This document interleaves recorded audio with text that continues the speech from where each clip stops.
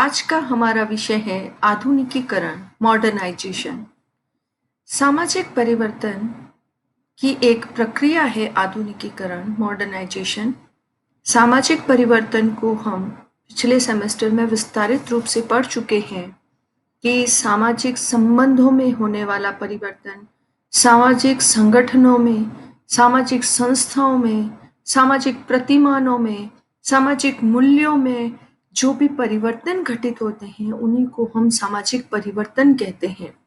तो सामाजिक परिवर्तन की बहुत सी प्रक्रियाएं हैं, जैसे संस्कृतिकरण है, जैसे पश्चिमीकरण है। उसी तरह से आधुनिकीकरण भी सामाजिक परिवर्तन की एक प्रक्रिया है, एक प्रोसेस है। और सामाजिक परिवर्तन के बहुत से स्वरूप हैं, उन स्वरूपों पर हम चर्चा कर चुके हैं, जैसे प्रगति है, विकास है, उद्विकास है या क्रांति है। ये सब सामाजिक परिवर्तन के स्वरूप है। तो आज हम बात करते हैं आधुनिकीकरण की। आधुनिकीकरण कब ये अवधारणा विकसित हुई, समाज में इसका उदय कब हुआ, आधुनिकीकरण किसको कहते हैं और ये विचारधारा कब और कहाँ और किस तरह से उत्पन्न हुई। तो हम पहले इसी के बारे में चर्चा करते हैं कि आधुनिकीकरण की जो प्रक्रिया है वो समाज में कब प्रारंभ हुई है। तो जब आधुनिकीकरण की जो अवधारणा है वो द्वितीय विश्व युद्ध के बाद प्रचलन में आई। यह एक वो ऐसा समय था जब एशियाई, अफ्रीकी और दक्षिणी अमेरिका के जो देश थे कुछ, वो औपनिवेशिक दासता से मुक्त होकर विकास के मार्ग पर आगे बढ़ रहे थे। तो इन देशों से मिलकर एक ऐसा क्षेत्र बना जो थर्ड वर्ल्ड कहलाया, तृतीय विश्व कहलाया। और इस तृतीय विश्व में बहुत सारे परिवर्तन हो रहे थे, सामाजिक परिवर्तन भी हो रहे थे, आर्थिक परिवर्तन भी हो रहे थे। तो इन तृतीय विश्व के देशों में परिवर्तन का अध्ययन करने के लिए विकसित देशों ने या पश्चिमी देशों ने एक तुलनात्मक परिप्रेक्ष्य अपनाया और पश्चिमी और विकसित देशों को उसके लिए एक संदर्भ माना, एक रेफरेंस माना। और रेफरेंस मानते हुए हम सब जानते हैं अच्छी तरह से कि 18वीं शताब्दी के अंत के आसपास पश्चिम में, यूरोप में पुनः जागरण, औद्योगिक क्रांति, फ्रांस की क्रांति इत्यादि हुए। और इन क्रांतियों ने जो है यूरोप में बहुत अधिक परिवर्तन कर दिए, जैसे सामाजिक क्षेत्र में, राजनीति में, अर्थशास्त्र में। ये जितने भी परिवर्तन उस समय उस समाज में विकसित हुए थे उसी को आधुनिक कहा गया। और इसी के सापेक्ष तीसरी जो दुनिया के देश थे, जो थर्ड वर्ल्ड की जो कंट्रीज थी, उनको परंपरागत समाज कहा गया, ट्रेडिशनल सोसाइटी कहा गया। Modern society and traditional society.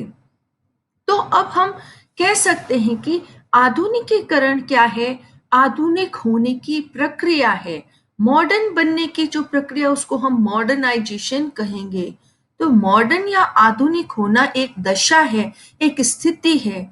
जब मॉडर्न बनने की जो प्रक्रिया है उस प्रक्रिया को हम मॉडर्नाइजेशन कहते हैं।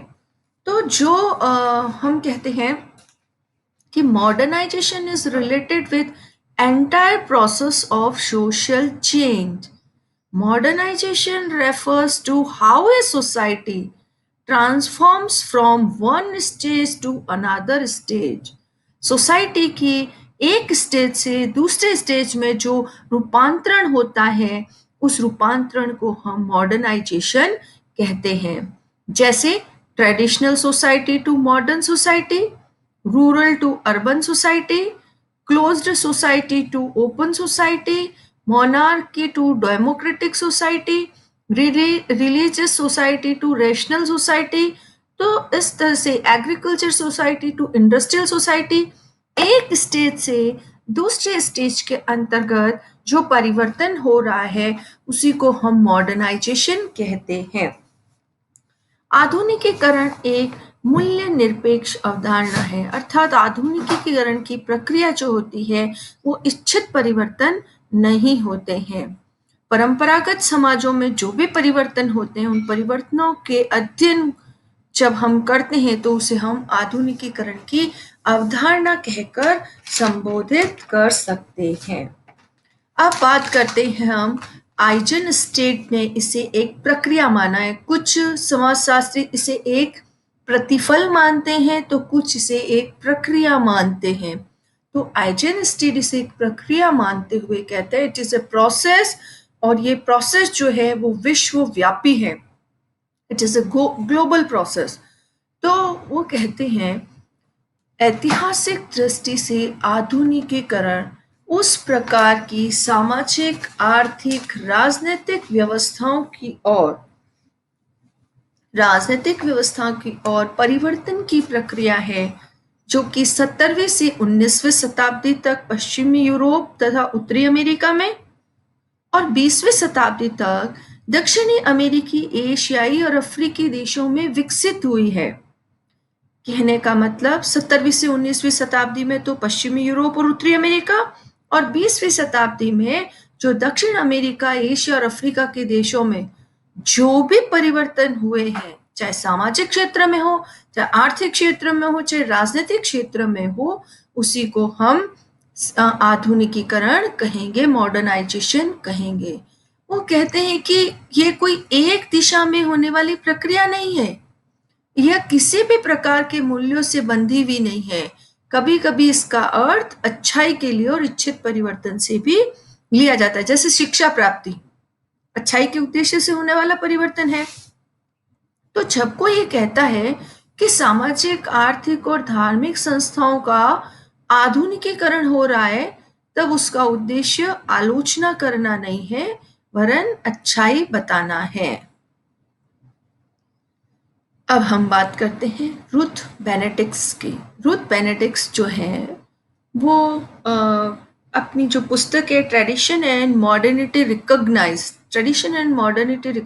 में कहते हैं कि आधुनिकीकरण से मेरा तात्पर्य उस किस्म के सामाजिक परिवर्तनों से है जो 1760 से 1830 में इंग्लैंड की औद्योगिक क्रांति तथा 1789 से 1794 में फ्रांस की राजनीतिक क्रांति के दौरान उत्पन्न हुए। मतलब इन दोनों क्रांतियों से जो समाज में परिवर्तन आए हैं, उसी परिवर्तनों को रुथ बेनेडिक्ट्स जो है वो आधुनिकीकरण से परिभाषित करती है, उसी को वो मॉडर्नाइजेशन कहती है। और आगे वो बताते हैं कि वर्तमान प्रजातंत्र, शिक्षा प्रणाली और औद्योगिक क्रांति का प्रारंभ पश्चिमी देशों में हुआ। यद्यपि इन परिवर्तनों का जो सामाजिक, आर्थिक, राजनीतिक और अन्य क्षेत्रों में पश्चिमी देशों का अनुकरण होता है, मतलब जो भी परिवर्तन ये हो रहे हैं अगर वो पश्चिमी देशों की दिशा में हो रहे हैं, मतलब उनका अनुकरण किया जा रहा है, तो उसे हम आधुनिकीकरण कहेंगे। तो ये जो औद्योगिक क्रांति को हम पढ़ चुके हैं कि औद्योगिक क्रांति के कारण नगरीकरण हुआ, प्रजातंत्र आया, शिक्षा प्रणाली, राजनीतिक क्रांति के कारण प्रजातंत्र आया, स्वतंत्रता, समानता और बंधुत्व की विचारधारा उत्पन्न हुई, शिक्षा प्रणाली विकसित हुई। तो ये सब इन दोनों क्रांतियों के परिणाम स्वरूप हुआ, और उन्हीं परिवर्तनों को बेनेडिक्ट्स जो है वो आधुनिकीकरण कहते हैं। मेरियन जे लेवी बहुत ही सिंपल और बहुत ही अच्छी परिभाषा देते हैं। वो कहते हैं कि प्रौद्योगिकी वृद्धि जो होती है, टेक्नोलॉजिकल ग्रोथ, उसके रूप में वो मॉडर्नाइजेशन को परिभाषित करते हुए कहते हैं कि मेरी आधुनिकीकरण की परिभाषा शक्ति के जड़ स्रोतों, इनएनिमेट सोर्स ऑफ पावर और प्रयत्न के प्रभाव को बढ़ाने के लिए उपकरणों के प्रयोग पर आधारित है। मैं इन दो तत्वों में से प्रत्येक को सातत्य का आधार मानता हूं। कहने का तात्पर्य है कि जब जब मनुष्य ने पशु शक्ति के स्थान पर या मानव शक्ति के स्थान पर जड़ स्रोतों को, इनएनिमेट सोर्स ऑफ पावर का इस्तेमाल किया है या टेक्नोलॉजी का इस्तेमाल किया है, अपने प्रयत्न को, जो वो प्रयत्न कर रहा है, प्रयास कर रहा है, एफर्ट्स कर रहा है, उस एफर्ट्स को थोड़ा वो बढ़ा दे, मतलब टेक्नोलॉजी के यूज से उसका एफर्ट जो है वो इंक्रीज हो जाए, मोर एंड मोर इंक्रीज हो जाए, तो ऐसी अवस्था को वो कह रहा है, ऐसी स्थिति को वो कह रहा है कि ये आधुनिकीकरण है। जैसे जब कृषि करते थे पहले, तो बैल हल जोतते थे, किसान बैलों की सहायता से हल चलाता था, खेत जोतता था, हल जोतता क्या, सॉरी, खेत जोतता था, मतलब वो बैलों की सहायता से वो खेती करता था। अब ट्रैक्टर की सहायता से और विभिन्न आधुनिक उपकरणों की सहायता से वो बहुत ही आसान तरीके से अपना खेती का कार्य, कृषि का कार्य संपन्न कर लेता है। इसी तरह से पहले जो यातायात के साधन बहुत ही सीमित थे और मनुष्य जो है वो बैलगाड़ी में बैठकर इधर से उधर आता जाता था, परंतु अब पलक झपकते ही हम एक स्थान से दूसरे स्थान में बाई प्लेन पहुंच सकते हैं, हवाई जहाज की सहायता से, मेट्रो से, और विभिन्न जो ट्रेनों की जो सुविधाएं वो है, गाड़ियां हैं, बसेस है। तो ऐसे कई उपकरण हैं, उन उपकरणों से मनुष्य का कार्य बहुत आसान हो गया है, उत्पादन के क्षेत्र में मनुष्य का कार्य बहुत आसान हो गया है। तो उपकरणों का प्रयोग ये प्रौद्योगिकी वृद्धि को इंडिकेट करती है, उनकी डेफिनेशन, कि जब प्रौद्योगिकी वृद्धि होगी तो वो समाज आधुनिकीकृत होता चला जाएगा। अब हम बात करते हैं योगेंद्र सिंह की, बहुत ही नाइस बुक है उनकी, मॉडर्नाइजेशन ऑफ इंडियन ट्रेडिशन। हम अपने परंपरा के साथ आधुनिक जो गुण हैं, मूल्य हैं, उनको भी अपनाते जा रहे हैं। वो कहते हैं आधुनिक होने का अर्थ है फैशनेबल से लिया जाता है। वे आधुनिकीकरण को एक सांस्कृतिक प्रत्यय मानते हैं।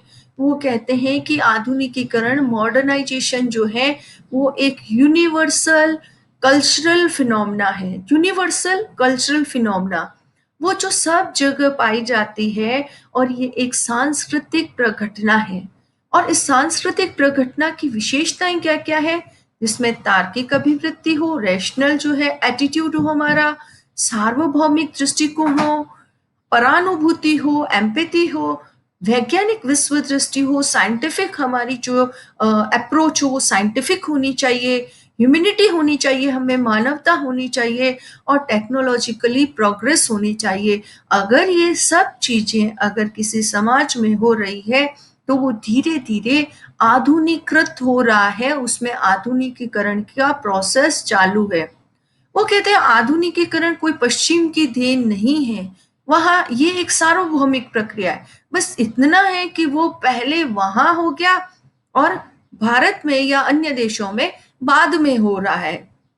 तो डॉक्टर सिंह कहते हैं कि आधुनिकीकरण पर किसी एक जातीय समूह का या एक सांस्कृतिक समूह का स्वामित्व नहीं मानते, वरन संपूर्ण मानव समाज का अधिकार मानते हैं। वो कहते हैं कि ये जो मॉडर्नाइजेशन है वो किसी एक की देन नहीं है, इसमें केवल हम ब्रिटेन को नहीं कह सकते, इसमें रूस का भी उतना ही सहयोग है, चीन का भी उतना ही सहयोग है। तो ये संपूर्ण मानव समाज का इस पर अधिकार है।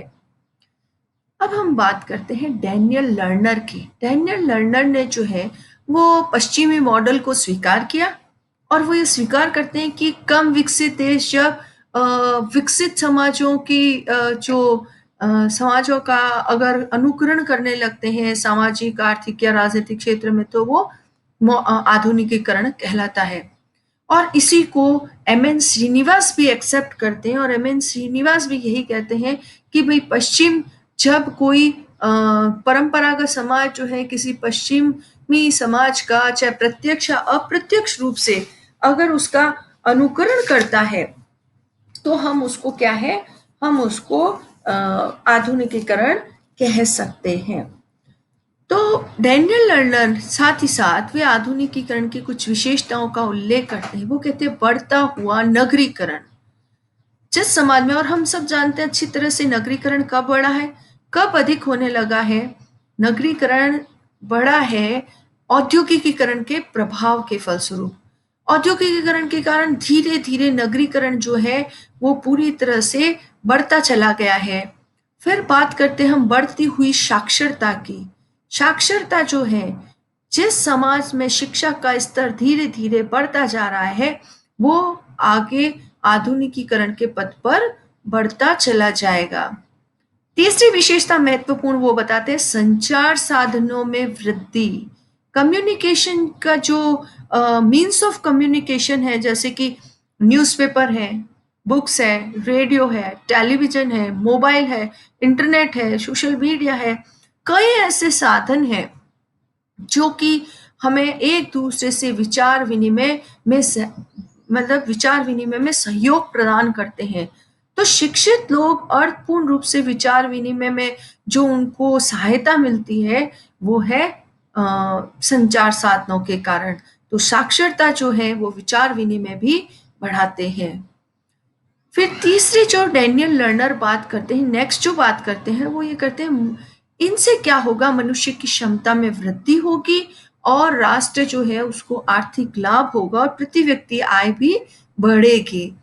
फिर वो कहते हैं कि राजनीतिक जीवन की विशेषताओं को उन्नत करने में सहायता मिलेगी। और राजनीतिक जीवन की विशेषताएं हैं, हम सब जानते हैं, लोकतंत्र, राजनीतिक सहभागिता, जन जन की राजनीतिक सहभागिता है, संस्थाओं का विभेदीकरण है और उनका लोकतांत्रिक होना है, और संचार साधनों की स्वतंत्रता है, मीडिया की स्वतंत्रता है। तो इस तरह की क्या विशेषताएं राजनीतिक जीवन की विशेषताओं को उन्नत करने में सहायता देता है। तो लर्नर ने उपयुक्त विशेषताओं को, ये जो विशेषताएं हैं उनको शक्ति, तरुणाई, निपुणता तथा तार्किकता के रूप में स्वीकार किया है। Power, youth, skill and rationality के रूप में उसको एक्सेप्ट किया है। वे आधुनिकीकरण को मस्तिष्क की एक स्थिति के रूप में स्वीकार करते हैं। प्रगति की अपेक्षा वृद्धि की ओर झुकाव, परिवर्तन के अनुरूप अपने आप को ढालने की तत्परता के रूप में मानते हैं। परानुभूति को भी वो आधुनिकीकरण का एक मुख्य तत्व मानते हैं, जिसमें अन्य लोगों के सुख दुख में भाग लेने और संकट के समय उनको सहायता देने की प्रवृत्ति बढ़ती है। कहने का मतलब है, लर्नर का कहने का तात्पर्य है कि ये एक मानसिक स्थिति है। अब कुछ ग्रामीण ऐसे होते हैं, वो अपने पुरानी जो परंपरागत विचारधारा पर अड़िग रहते हैं, जैसे बाल विवाह है या बालिका को शिक्षा से वंचित करना है। ये एक ऐसी विचारधारा है, पुरानी परंपरागत विचारधारा है, जिस पर वो टिके रहना चाहते हैं, अड़िग रहना चाहते हैं। तो मानसिक स्थिति, जब व्यक्ति स्वयं परिवर्तन के अनुरूप अपने आप को ढालने के लिए तत्पर हो, तैयार हो और दूसरे लोगों के सुख दुख में भाग लेने और संकट के उमें साथ सहायता देने की प्रवृत्ति जब बढ़ती है, तो उसको वो आधुनिकीकरण कहते हैं। आइजनस्टाइन ने अपनी पुस्तक में विभिन्न क्षेत्रों में आधुनिकीकरण को परिभाषित किया है। जैसे आर्थिक क्षेत्र में, चूंकि ये बहुआयामी प्रक्रिया है, बहुदिशीय प्रक्रिया है, मतलब ये मल्टी डायमेंशनल है और मल्टी डायरेक्शनल है। तो मल्टी डायमेंशन, तो इसके बहुत सारे डायमेंशन है, जैसे economic, political, cultural, social and ecological perspective. तो इन सब क्षेत्रों में जो है आधुनिकीकरण होता है। ये कोई किसी एक समूह से नहीं है, ये किसी एक क्षेत्र में होने वाला परिवर्तन नहीं है, ये संपूर्ण समाज में होने वाला परिवर्तन है। तो आर्थिक क्षेत्र और समाज की विभिन्न इकाइयां हम सब जानते हैं, वो आर्थिक इकाइयां भी है, राजनीतिक भी है, सामाजिक भी है, सांस्कृतिक भी है, पारिस्थितिकी भी है। तो इन सब में जो परिवर्तन होता है उसी को संपूर्ण रूप से हम आधुनिकीकरण से व्यक्त कर सकते हैं। जैसे आर्थिक क्षेत्र में प्रौद्योगिकी का उच्च स्तर हो, टेक्नोलॉजी जो है वो हाई लेवल की हो, तो क्या होगा, प्रोडक्शन ज्यादा होगा। प्रोडक्शन ज्यादा होगा तो प्रति व्यक्ति आय ज्यादा होगी, राष्ट्रीय आय ज्यादा होगी। फिर एक ही टेक्नोलॉजी पर काम करते करते व्यक्तियों में जो डिवीजन ऑफ लेबर है उससे वो क्या हो जाएंगे, स्पेशलाइजेशन आ जाएगा उनमें, वो विशेषीकृत हो जाएंगे। तो आर्थिक क्षेत्र में परिवर्तन, आधुनिकीकरण। नेक्स्ट, राजनीतिक क्षेत्र में मताधिकार के द्वारा राजनीतिक सत्ता का चयन, राजनीतिक प्रणाली का चयन, संचार के साधनों के द्वारा प्रजातंत्र में इंसान भाग लेता है। तो ये है राजनीतिक क्षेत्र में आधुनिकीकरण। सांस्कृतिक क्षेत्र में संस्कृति जो है उसमें अनुकूलन की क्षमता होती है और वो दूसरे लोगों की संस्कृतियों के साथ अनुकूलन कर लेती है और साथ ही साथ परानुभूति में वृद्धि होती है। संरचना के क्षेत्र में, संरचना कौन सी, सामाजिक संरचना। सामाजिक संरचना में विभिन्न संगठनों के आकार का बढ़ना और उनमें जटिलता और विभेदीकरण में वृद्धि होना। कि कई इकाइयाँ जो हैं वो अलग-अलग कार्य करना शुरू कर देती हैं, उनमें डिफरेंशिएशन शुरू हो जाता है। जैसे पहले ग्रामीण समाज में किसान ही जो है वो ही आर्किटेक्चर भी है, घर भी बना रहा है, वो ही प्लम्बर भी है, वो ही इलेक्ट्रीशियन भी है, वो ही खेत पे ही काम कर रहा है और जूता टूट गया तो वो कहते हैं मोची भी वही है, सब कुछ वही है। तो मतलब एक व्यक्ति सभी काम कर लेता था, मतलब समानता उन लोगों में पाई जाती थी, परंतु अब सभी कार्य जो है अलग-अलग व्यक्ति अलग-अलग कार्य करने लगे हैं। पारिस्थितिकी क्षेत्र में नगरीकरण में वृद्धि। नगरीकरण में वृद्धि जो है वो पारिस्थितिकी क्षेत्र में जैसे-जैसे नगरीकरण बढ़ेगा वैसे-वैसे आधुनिकीकरण बढ़ेगा। इसी तरह से एस.ए. दुबे, श्यामाचरण दुबे 1969 में वो कहते हैं आधुनिकीकरण जो है वो मूल्यों से युक्त मानते हैं। वो इसके लिए कोई एक निश्चित मॉडल स्वीकार नहीं करते हैं और वो कहते हैं कि आधुनिकीकरण के फलस्वरूप व्यक्तियों में तर्क, परानुभूति तर्क, परानुभूति, गतिशीलता एवं सहभागिता बढ़ती है। डॉक्टर दुबे कहते हैं कि जिस तरह से गतिशीलता बढ़ती है, जैसे कि आज व्यवसाय के लिए एक व्यक्ति एक स्थान से दूसरे स्थान पर जाता है ना, और हर कार्य के पीछे वो तर्क लॉजिक नहीं देता है, धार्मिक मतलब लॉजिक देता है, मतलब धार्मिक आधार पर कोई कार्य नहीं करता है, बल्कि उसमें वो तर्क के आधार पर, लॉजिक के आधार पर उस कार्य को संपन्न करना पसंद करता है। आज व्यक्ति के हर कार्य या हर घटना के पीछे कोई न कोई लॉजिक अवश्य होता है, तर्क अवश्य होता है, कार्य कारण अवश्य होता है और वो कार्य कारण के आधार पर ही वो कार्य करता है। और व्यक्ति की आज देश या राष्ट्र के साथ सहभागिता बढ़ी है। तो दुबे ये 3 मुख्य बातें बताते हैं। पहली, तो मानव समस्याओं के हल के लिए जड़ शक्ति का प्रयोग। जड़ शक्ति का प्रयोग जैसे कि पेट्रोल है, कोयला है, ईंधन है और हम कहते हैं बिजली का प्रयोग है, अणु शक्ति का प्रयोग है, परमाणु शक्ति का प्रयोग है।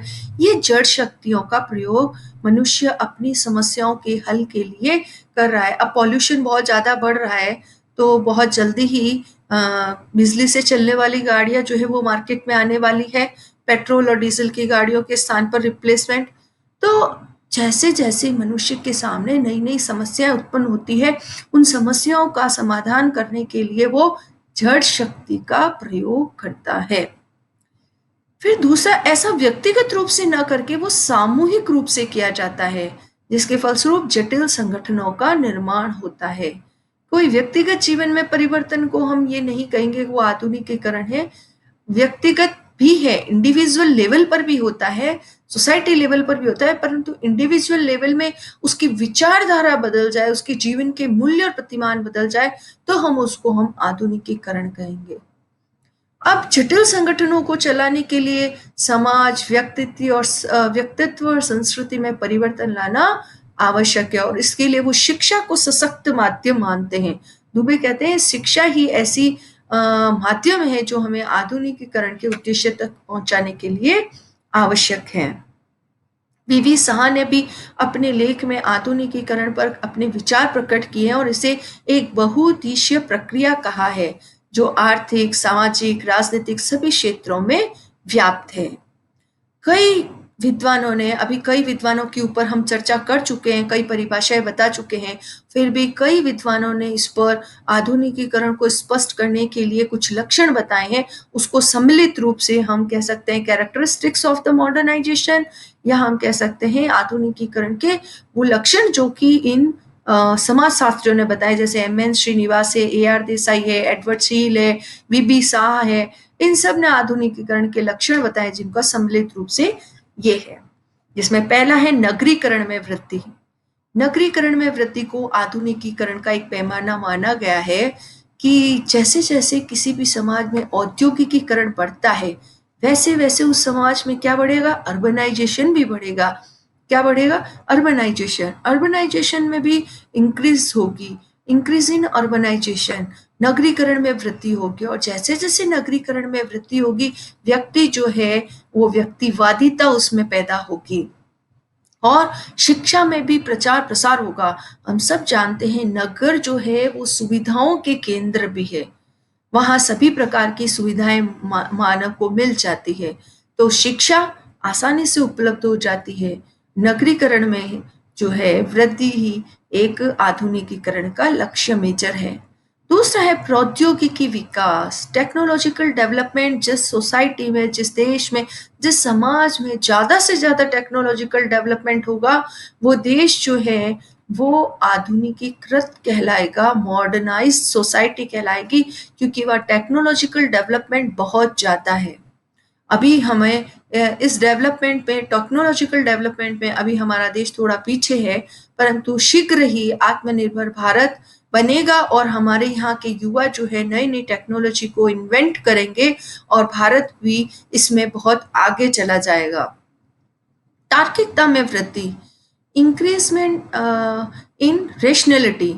अब मनुष्य जो है हर बात के पीछे कर्मकांड, धर्म या कोई भी प्रथा या परंपरा का जो है वो नहीं देता है, बल्कि उसके पीछे तर्क ढूंढता है, कार्य कारण ढूंढता है कि कोई भी कार्य करने के पीछे व्यक्ति का क्या कारण है, और उस कारण के आधार पर ही वो उस घटना की, उस परिस्थिति की व्याख्या करना पसंद करता है, न कि धर्म के आधार पर, न कि किसी रूढ़िवादिता के आधार पर, इस आधार पर नहीं करता है। बढ़ती हुई गतिशीलता का तात्पर्य है कि व्यक्ति आज एक व्यवसाय के लिए, पहले जैसे जाति के अंतर्गत जिस जाति में पैदा हुआ उसी जाति का व्यवसाय करना अनिवार्य था, तो उसके कारण क्या था, व्यक्ति एक स्थान पर बंधा हुआ रहता था, गतिशीलता नहीं के बराबर थी। परंतु अब अर्जित परिस्थितियों का महत्व बढ़ा है। व्यक्ति प्रदत्त की बजाय अर्जित, जिसे कि व्यक्ति अपने प्रयासों से हासिल करता है। जब अर्जित परिस्थिति का महत्व बढ़ा है तो व्यक्ति की जो मूवेबिलिटी है, जो गतिशीलता है, वो भी बढ़ी है। एक स्थान से दूसरे स्थान पर वो आराम से आ जा सकता है, और इसलिए व्यवसाय के लिए व्यक्ति एक स्थान से दूसरे स्थान पर आराम से आ जा सकता है। और इससे क्या है, परिवार के सदस्य अपने अच्छे व्यवसाय के लिए, अच्छी अर्जित परिस्थिति हासिल करने के लिए अब एक स्थान से दूसरे स्थान पर आसानी से आने जाने लगे हैं। सामाजिक विभेदीकरण, हम चर्चा कर रहे थे विभेदीकरण सामाजिक किस प्रकार से हुआ है। पहले एक तरह की संस्था एक प्रकार के ही कार्य करती थी, जैसे परिवार था, वो समाजीकरण का कार्य, सामाजिक नियंत्रण का कार्य, सभी प्रकार के कार्य वो परिवार के सदस्य, मनोरंजन का भी कार्य कर रही थी परिवार की। परिवार रूपी संस्था जो है एक सामाजिक संस्था है जो विभिन्न प्रकार के कार्य करती थी परंपरागत समाजों में। परंतु आज मॉडर्न सोसाइटी में अगर हम देखें तो एंटरटेनमेंट का जो काम है, मनोरंजन का जो कार्य है, अब किसके हाथों में चला गया है, मोबाइल, टेलीविजन, इंटरनेट, फेसबुक, ये सब जो है व्हाट्सएप, ये सब अभी मनोरंजन के साधन बन गए हैं। दूसरी बात करते हैं कि जो पहले कार्य बच्चों को रखने का, समाजीकरण का घर के बड़े बुजुर्ग सदस्य करते थे, परंतु अब आधुनिकीकरण में वो जो काम है वो आया करती है या क्रेंच करते हैं। बच्चों को मदर जो है वो जॉब पर जाती है, बच्चों को क्रेंच में छोड़ के चली जाती है, पालना घर में छोड़ के चली जाती है, तो अब वो कार्य वो करने लगे, मतलब सोशल डिफरेंशिएशन बड़ा है। औद्योगिकीकरण और नगरीकरण ने, औद्योगिकीकरण बहुत ही महत्वपूर्ण पॉइंट है। इसने जो है आधुनिकीकरण की प्रक्रिया को गति प्रदान की है। औद्योगिकीकरण के कारण ही जो है वो बहुत बड़े पैमाने पर उत्पादन होने लगा है, और मशीनों का प्रयोग अधिक से अधिक बढ़ा है, टेक्नोलॉजिकल यूज अधिक से अधिक बढ़ा है, प्रोडक्शन बढ़ा है, और इसी के कारण जो है समाज में कई तरह के परिवर्तन आए हैं। जैसे मार्क्स कहता है ना कि उत्पादन के साधन बदलते हैं तो उस पर आधारित अधोसंरचना, अधिसंरचना बदल जाती है। सब स्ट्रक्चर जब बदलता है तो सुपर स्ट्रक्चर बदल जाता है। तो ये सुपर स्ट्रक्चर क्या है, राजनीति है, सामाजिक है, सांस्कृतिक है, तो ये सब बदल गए हैं। तो औद्योगिकीकरण में उत्पादन के साधनों के परिवर्तन के साथ ही साथ जीवन के अन्य संस्थाएं भी बिल्कुल पूरी तरह से बदल गई है।